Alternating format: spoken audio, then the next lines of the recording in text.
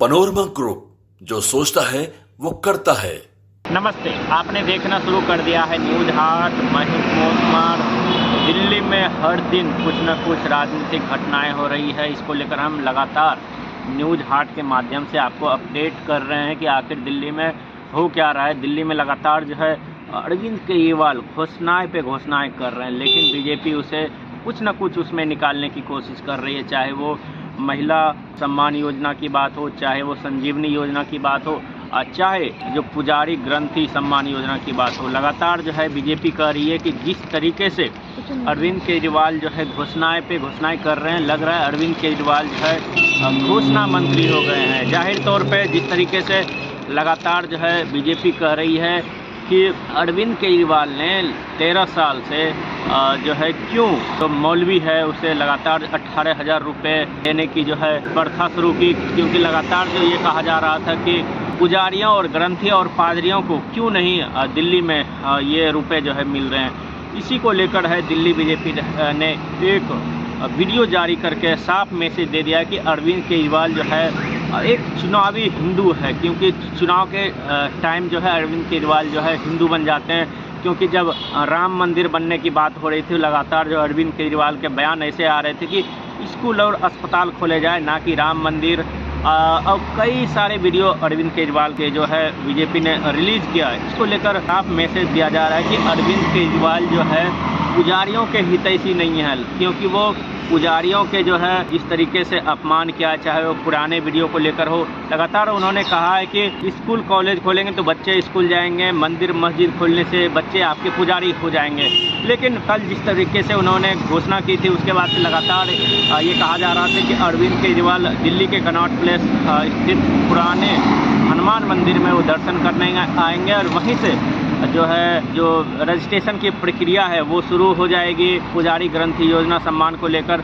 लेकिन कहीं ना कहीं अरविंद केजरीवाल के आने के जो है टाइमिंग को लेकर सवाल खड़े हो रहे थे, क्योंकि टाइम उन्होंने 12 बजे के आसपास का दिया था, लेकिन वो 12 बजे के आसपास नहीं आए। चूँकि उन्होंने साफ आरोप लगाया कि जिस तरीके से हमने जहां यूपी के हनुमान मंदिर में दर्शन करने लगातार जाते हैं, वहां पर बीजेपी के कई कार्यकर्ता पहले से मौजूद थे। हमें ना तो हनुमान जी का दर्शन करने दिया, ना ही पुजारियों से बातचीत करने की। इसके बाद से लगातार उन्होंने बहुत कोशिश की जिस तरीके से बीजेपी को घेरने की। लगातार पुजारियों के जो सम्मान की बात है वो बीजेपी नहीं चाहती है। बीजेपी शासित 20 राज्यों में इसको क्यों नहीं लागू कर देती।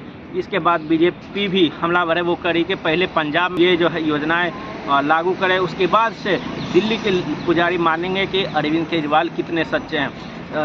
अरविंद केजरीवाल तो सीपी के जो है हनुमान मंदिर में नहीं आए, लेकिन वो अपने जो शीश महल उनका है, सीएम आवास है, वहाँ से जो मरघट हनुमान मंदिर है वहाँ उन्होंने दर्शन किया और वहाँ पुजारियों का जो है रजिस्ट्रेशन प्रक्रिया जो है शुरू की।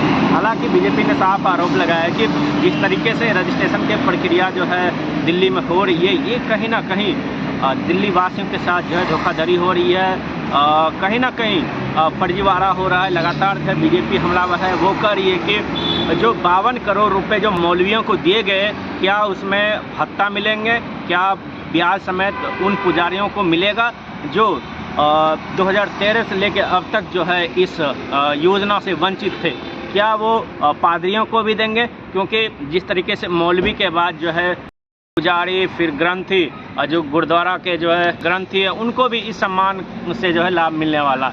इस बीच जो है कई लोगों ने सवाल उठाया कि क्या पादरियों को मिलेगा, क्या बौद्ध धर्म के धर्म गुरु को मिलेगा, जैन धर्म के धर्म गुरु को मिलेगा। इस तरह के जो बातें सामने आ रही है। दूसरी सबसे बड़ी खबर यह है कि नीतीश कुमार 2 दिन पहले ही दिल्ली दौरे पे थे, कल और परसों वो दिल्ली में है, लेकिन प्रधानमंत्री मोदी से मिलने का समय मांग रहे थे, लेकिन उन्हें समय नहीं दिया गया। चूँकि वो अमित शाह और जेपी नड्डा से भी मिलने की कोशिश कर रहे थे, लेकिन उन्होंने भी समय देकर जो टाल दिया। कहीं ना कहीं बिहार की राजनीति जो है फिर से बदलने वाली है। ये कई जगह मीडिया प्लेटफॉर्म से जो ये खबरें तैर रही है, क्योंकि जिस तरीके से बिहार में बीपीएससी छात्रों के ऊपर जो है बर्बरता पूर्ण तरीके से लाठीचार्ज व वाटर कैनन का इस्तेमाल हुआ, विपक्षी पार्टियां लगातार जो है नीतीश कुमार और बीजेपी को घेरने की कोशिश कर रही हैं। हालांकि डिप्टी सीएम सम्राट चौधरी ने साफ कहा है कि बीपीएससी को